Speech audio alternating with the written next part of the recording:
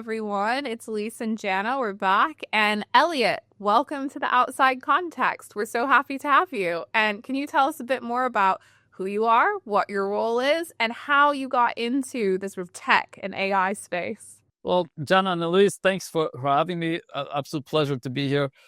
I'm the chief macro policy strategist at State Street Investment Management. It's the asset management arm of State Street Bank, so a large traditional financial corporation looking after basically the savings and investments of pension funds and the like. Typically, or I would say years ago, my role was really limited just to trying to forecast, major themes that play out in financial markets that are of a macro nature. So that's kind of your conventional economic cycles, it's your geopolitical cycles, policy shifts, and how they basically trickle through to investors. But in recent years, we've had to devote an increased amount of attention to how technology is changing, not only changing finance, the marketplace, but changing the economy overall. So we've had a dedicated focus on the revolutions coming out of blockchain technology and what they mean, but also increasingly on other technologies such as AI and how we think they will affect the broader economy, but also the financial marketplace. So I think let's get into that a little bit more. And from your perspective, obviously, looking at the macro, how should we think about this kind of AI moment? Because obviously, Jannah and I spend a lot of our time on the digital assets and blockchain side of things, but AI has just been a huge focus. We've done a couple of other episodes on kind of AI foundations and a bit about robotics and things like that as well. But I'd like to hear your perspective from what is the actual data showing on this when it comes to transformation? And what are some of those initial measures that you've been looking at, thinking about things like productivity, job and labor market? What does that mean from where you sit? Okay, that's a very sobering question because we're all looking for this big AI moment to show up in the data, and there's a long-standing running joke from 30 years ago during the internet age, so to speak, when a famous economist, Bob Solow, was asked, I see kind of innovation everywhere except in the productivity numbers. And it's a little bit the story today too, where we can feel that something's transformational is happening. We all have, or most of your listeners probably all have used large language models like ChatGPT or others. We see how amazing these technologies are and what we can do with them. And yet it would be hard for me to say, you know what, I can show you this amazing numbers here on the data, on the economy that show that this is having an effect. Now, I cannot tell you the opposite either, that it's having none. We are starting to see certain things, particularly in the US, of increased labor productivity, increased productivity in areas of services where you think, aha, this must be AI. And there may be an AI impact there, but it's not strong enough to make a definitive judgment on that. So what we do know is the US is doing better than other developed markets. We do know that services and productivity there is starting to increase. What I cannot tell you for sure is it because of tech, or is it just a cyclical story here? Hey, we had the pandemic, fired all these people, and we rehired the people, then interest rates went up, and suddenly we had to, as a business, so to speak, become more efficient, and so we're doing more with less, and that's why productivity is going up. It could be as simple as that. We don't know for a fact yet. So in that context, and that's super interesting that the US is seeing productivity going up. I don't know what it's like in the rest of the world. We've had this long-standing issue with productivity stagnation in the UK, so it'll be interesting to see what the data shows there. But are you seeing emerging trends in different sectors, so both industry sectors, but also, I guess, different cohorts of the workforce? Like, is the data bearing out some of the anecdotal evidence that we've heard that there's a lot less, graduate recruitment rates have dropped significantly as it's a lot of those entry-level jobs that are being taken over by AI? Is AI being used more in different industries and things like that? Yeah, it's so to be very blunt, the data is mixed, and I could basically It's a little bit like art. I could stand in front of the painting and tell you a story, and then somebody else could come along and tell you a different narrative about the painting that you're seeing. So to stick close, what we are seeing is clearly in some parts of the economy, in some sectors, it's having a big impact. Technology is the most obvious one.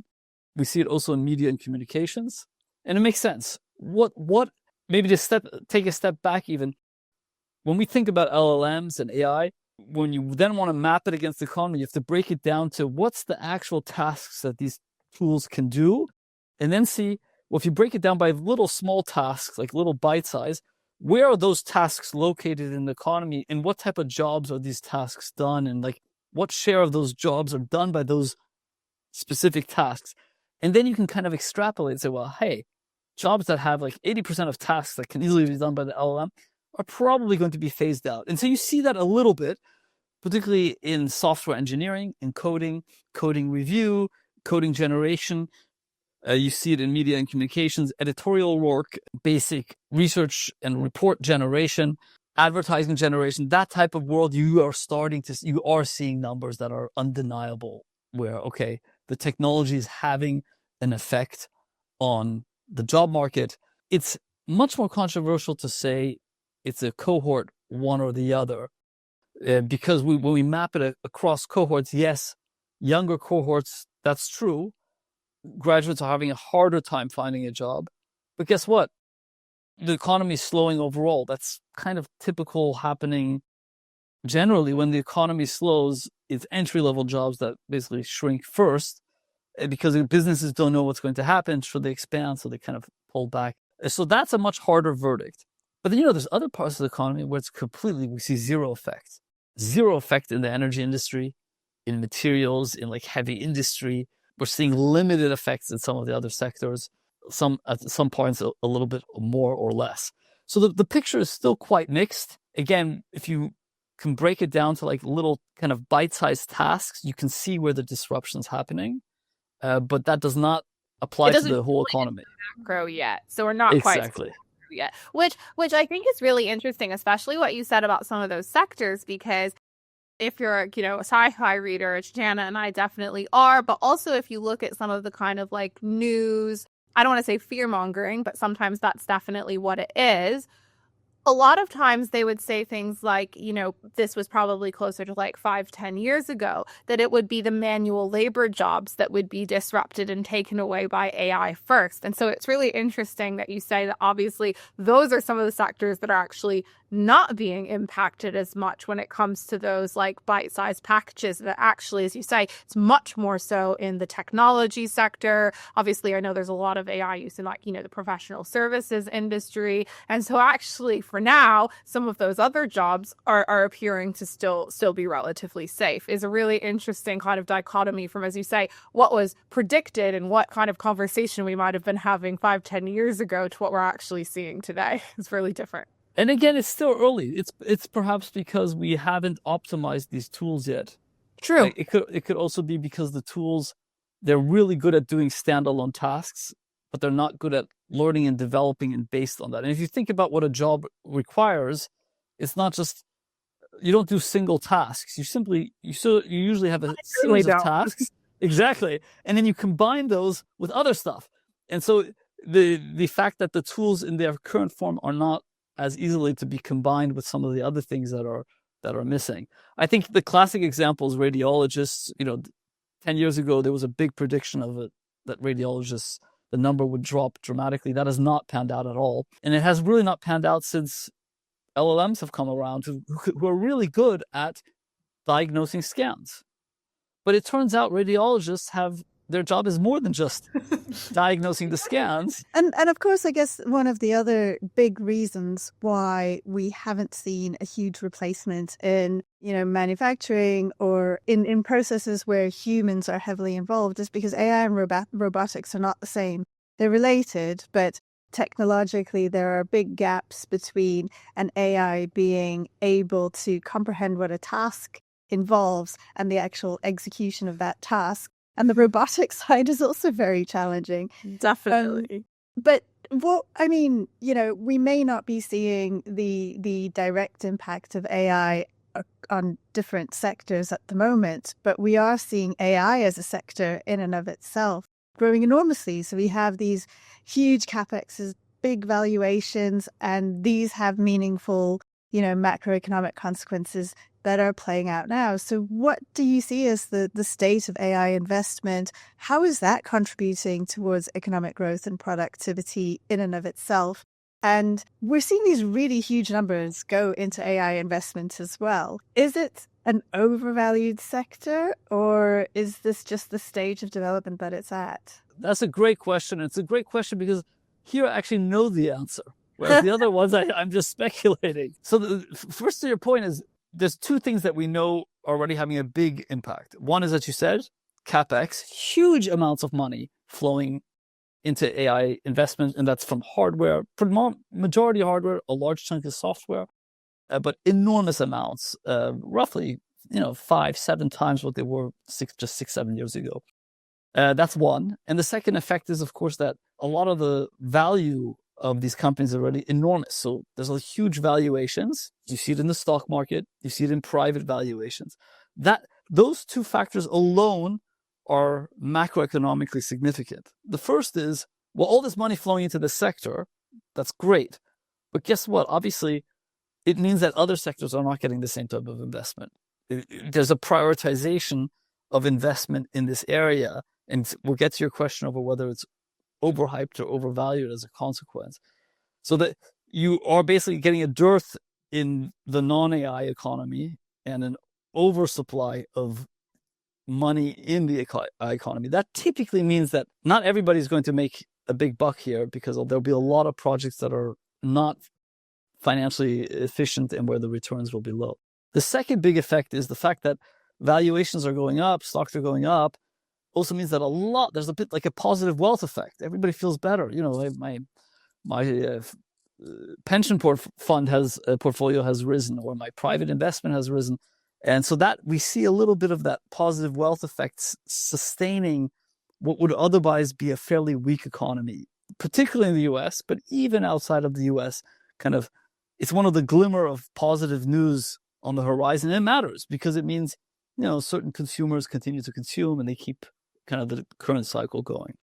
But the real question you asked is, well, could this be overhyped or overvalued? And the worry is, and that's where a lot of our time goes in, of course, is to say, well, what is likely to pan out successfully? And this is very different than previous cycles. So as an area overall, we definitely believe that a lot of this investment is going to generate enormous returns, being part of kind of the front line of innovation. But there'll be pockets of big disappointment and there'll be misallocation of capital. We don't know yet. Will we have too many or too few data centers? Will we have enough power generation for those data centers too little? Will we have too many of these models? Like, how many models do we need? And so forth. You can see where this is going. If you think we need a world where we need at least 10 competing, highly capital-intensive LLMs that get sold and used for all sorts of different purposes, well, then maybe think this all's fine. Or will it be more likely that eventually 2 or 3, maybe 4 models win out as the kind of the dominant engines of AI? Well, then what happens to the investors that invested in the other 5 or 6 and so forth? So you can see there will be some misallocation of capital. Overall, the AI story is strong. I think it doesn't need much convincing, but it does mean some will be lost. That's the private side. I just want to flag one thing because I know you're about to jump in, but one thing on I'll pause here, but there's the question of, like, for the economy overall, is the investment good or bad? We can talk about that in a moment. That was actually going to be my question. So I'm happy for you to go to that next because, yeah, obviously we're talking about the valuations of these individual companies, but I also wanted to ask about the broader macroeconomic effects of those models and of AI adoption. And what does that mean in terms of, inflationary or the deflationary pressures that we see? And can some of the adoption itself be a driver of either one of those? I don't know what does the data say about that, if anything, yet. Well, let's start I spoke about individual investors. Some will make big returns, some will not, depending on kind of who the winners and losers pan out. From an economy-wide perspective, is There's huge money going into this, huge. That only makes sense if it's going to lift productivity, if it's going to make our economies generate higher returns. Basically, for each dollar that goes in, more than $1 of economic activity has to be resulting from that. Otherwise, things will not pan out. And thus far, I think the consensus is that that will happen. But when you actually sit here, and what we do in our team is actually, well, let's add it all up. Let's throw the numbers together. How much, what are we talking about? They're astronomical sums. We're in the trillions, roughly. I think until 2030, I think $3 trillion is expected to be invested. And then you map it out. Well, how much economic growth should emerge from that? We also estimate the number will be greater, but it won't be multiples. It'll be somewhere in like 1.5x, which is not bad for an economy-wide investment. But again, just to temper it, the gains will be highly concentrated. The returns across the economy will be somewhat spread out. So you'll feel it, but it should be overall positive. Now, if we're wrong, then of course this was obviously a big disaster in the end. All you get is, the models flatten. They do not progress. So more and more billions get invested, but the performance doesn't get better, and therefore the productivity lift doesn't happen. To your other question about inflation and deflation, I think the big hope, of course, is that any technological innovation almost always is deflationary, because the idea is you've innovated, something became easier, so you can generate more widgets with less. And that by de facto means the average price of the widget drops, and that's deflationary.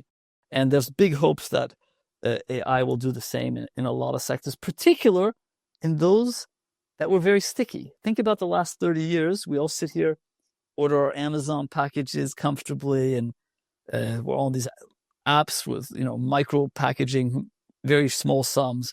The prices of goods has dropped for 20, 30 years for a lot of reasons. What has not dropped is the cost of education, the cost of healthcare, a lot of the services around the corner. Those have been very sticky. But we think maybe, hey, this is where AI could actually really lower the cost. If that happens, that would be both a huge positive for the macro, for just growth overall, but it would also be deflationary in a good way.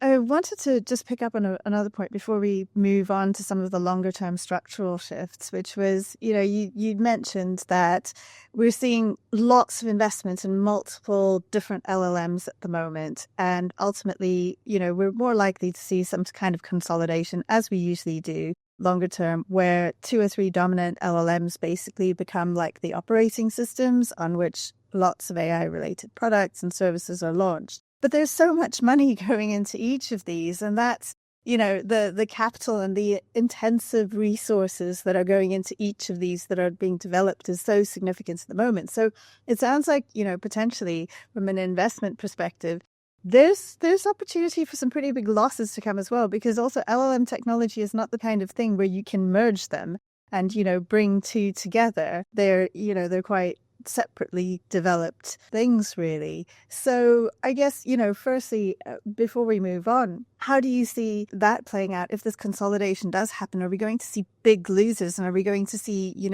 the firms that the startups or the service providers that built on some of those losers also fall away? Is it going to be, I hate to bring this up again, but like VHS versus Betamax, but on a bigger scale and with a lot more at stake? Jannah, don't you have to give some context to the young generation what VHS and Betamax were? Yeah, we've moved on several media since then, haven't we? We forgot about Blu-ray. Yeah, like Laserdisc. Yeah. Yes. What was the tiny CDs as well? The mini something. Really didn't catch on, no. But anyway, what were you? Again, I'm looking at it from a macro perspective. I think I do think you're right. Some of those fears are probably justified.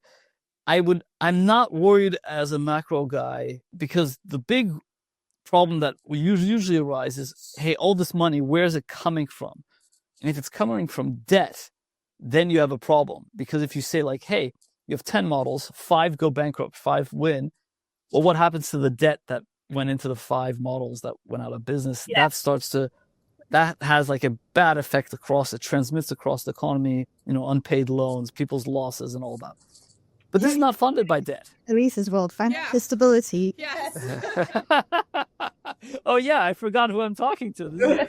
You know all about this. So it's not debt funded. The fact that it's largely funded from equity, a lot of it's funded out of cash flow even, means that yes, a lot of this capital will probably be poorly allocated and returns will be low. But I'm not worried from as you say, financial stability, systemic implications, not even from like a big macro downturn if that were to occur. I'm not the tech expert to prognosticate whether one day these models could be merged.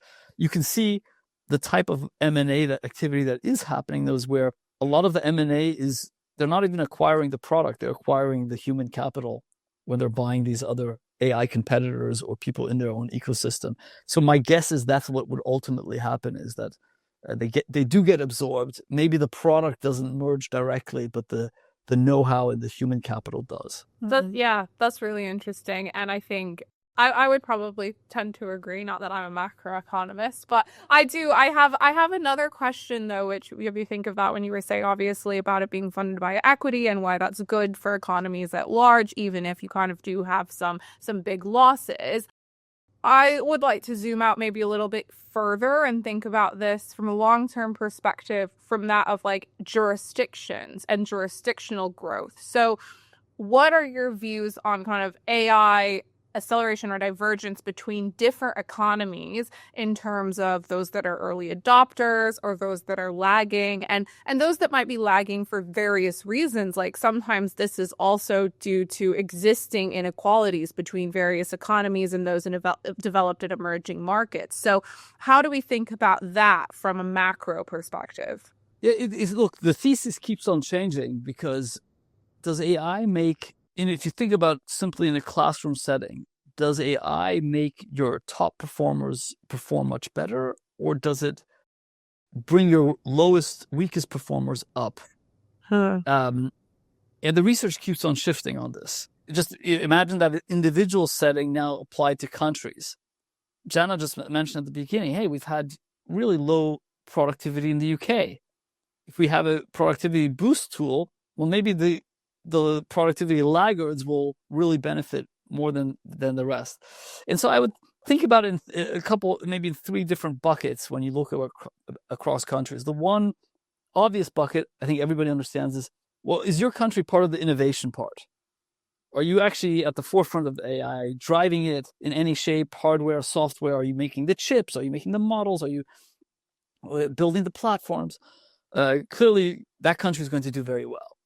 Then there's the second part, which is adaptation. You know, how good is your economy at taking it in? Do you have flexible markets that can respond to big technological change? Do you have regulation that's loose enough for you to be nimble?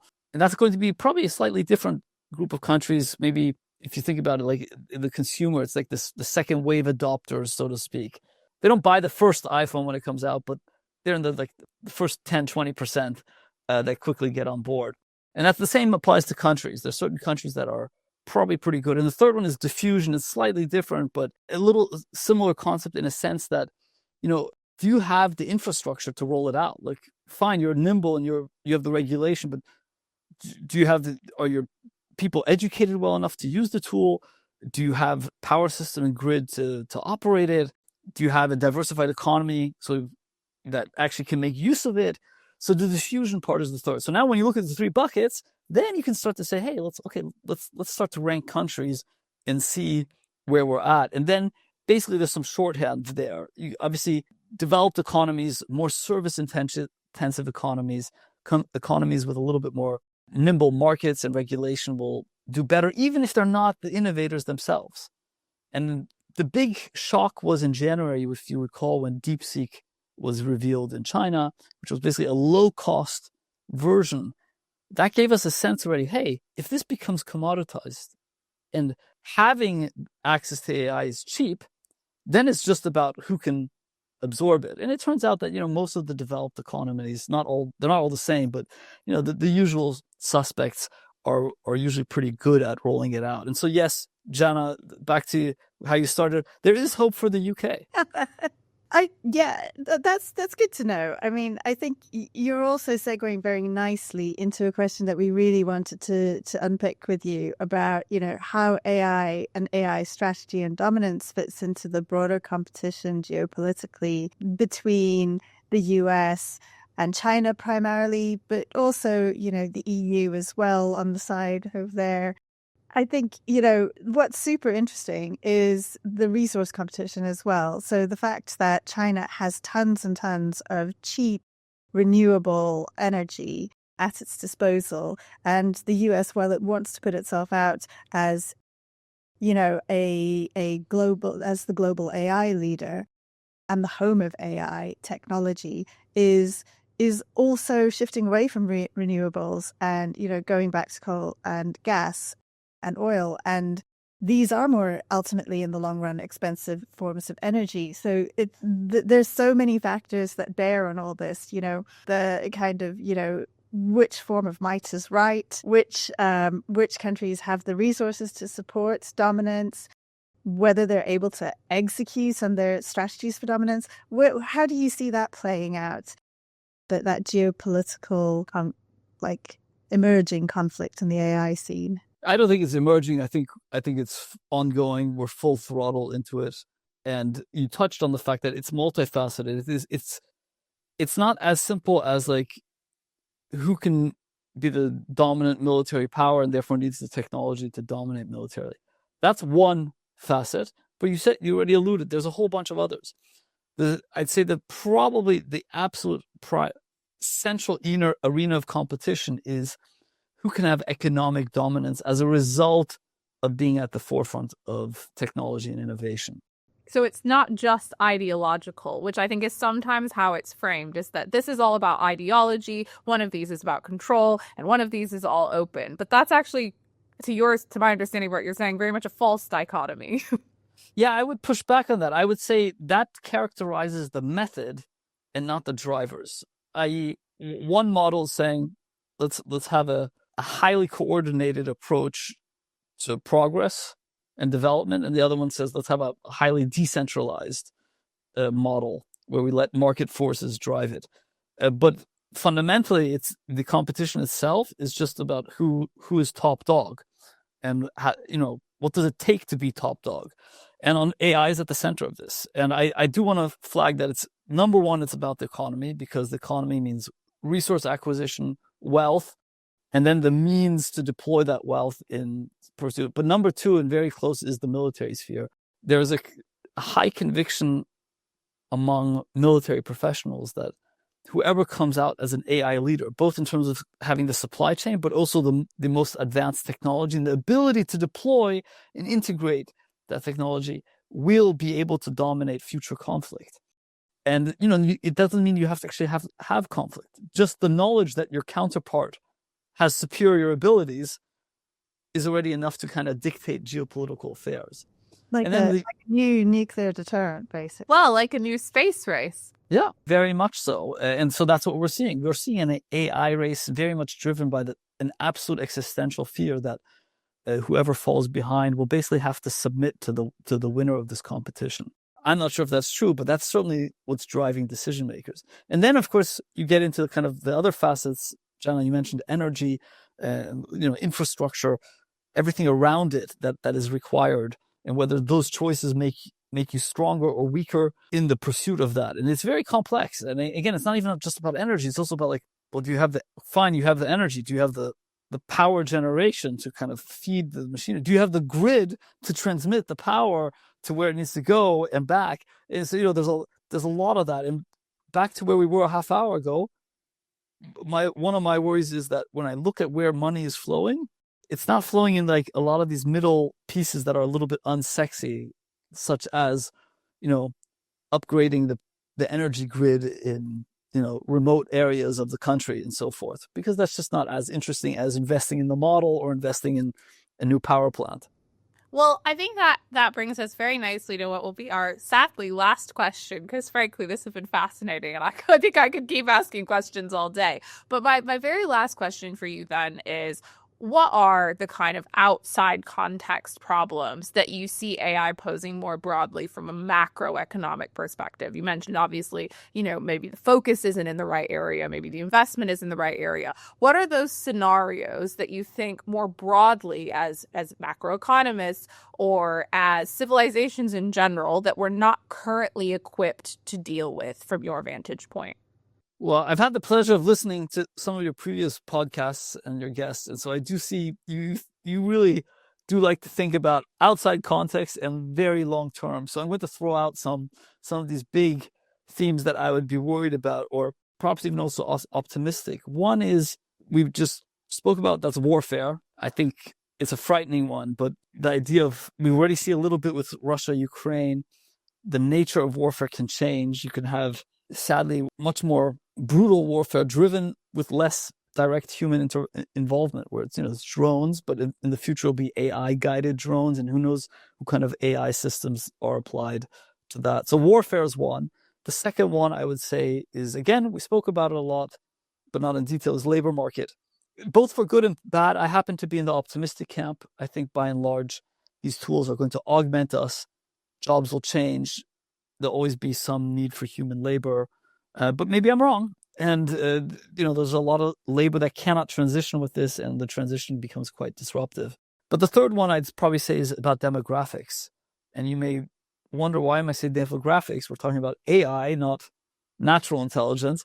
Is that, AI may really help give us a real boost to longevity. The shortening of research pipelines for drugs, the progress in human maintenance, the ability to use AI as kind of your personalized doctor, carer, all of that could really suddenly kind of give us a little bit of a hockey stick in terms of longevity. And guess what? We're not prepared for that either, because we can barely afford the pension systems that the way they are. If I tell you by 2035, average life expectancy has gone up for 3 years, which would be enormous. That would be a crazy shock to the system.